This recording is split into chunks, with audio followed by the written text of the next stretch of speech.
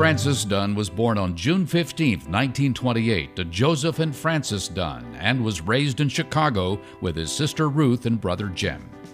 Bob was active in Boy Scouts, serving 3 years as a camp waterfront director and earning Eagle Scout.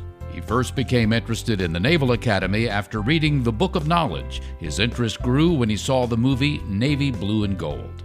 As a teenager, he was on the City Championship crew and went on to letter in this sport at the Academy, even while on the Lucky Bag staff. The Lucky Bag noted that Bob, with his good nature and aquatic training, should be an asset to the Navy. Following graduation, Bob served aboard the USS Nicholas in the Western Pacific during the Korean War.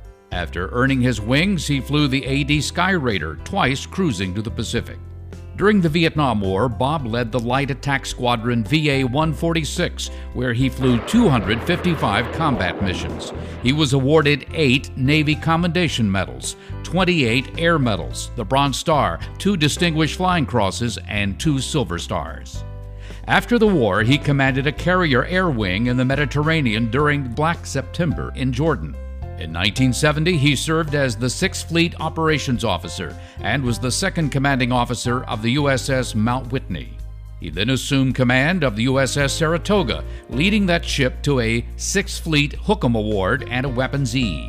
As a flag officer, he commanded Carrier Group 8, using lessons learned throughout his career to maximize the operational efficiency of carriers throughout the Atlantic Fleet. Next, he assumed a dual role as Deputy Chief of Naval Personnel and Commander of the Naval Personnel Command. In 1982, Bob was appointed Chief of Naval Reserve, where he restored morale and a sense of purpose, leading to a Naval Reserve fully integrated with the active Navy.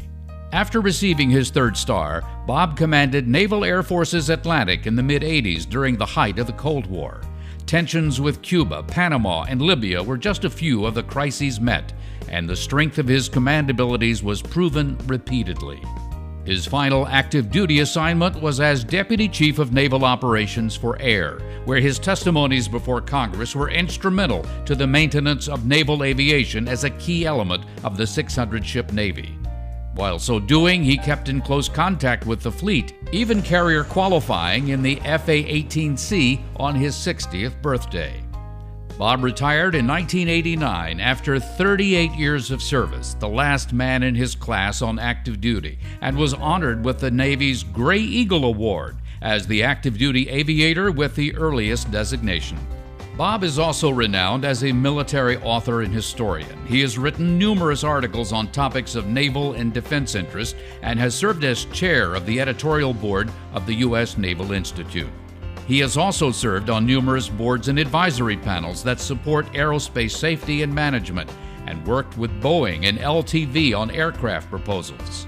Bob also served as the president and CEO of the National Consortium for Aviation Mobility, president of the Association of Naval Aviation, and president of the Naval Historical Foundation, where he supported the Cold War Gallery campaign. Supporting his alma mater, Bob helped to establish the Captain Edward Beach Prize and Vice Admiral Robert F. Dunn Prize. He is a President's Circle donor, an athletic and scholarship program trustee, and a lifetime member of the Alumni Association. He was also president of the class of 1951 for 3 years. Bob is married to Claire and has 2 children and 1 grandchild. Looking back on his remarkable career, Bob says his most meaningful accomplishments are leading a carrier attack squadron in combat, restoring morale and materiel conditions in the USS Saratoga and the Navy Reserves, and completing his most recent manuscript on the history of naval aviation safety.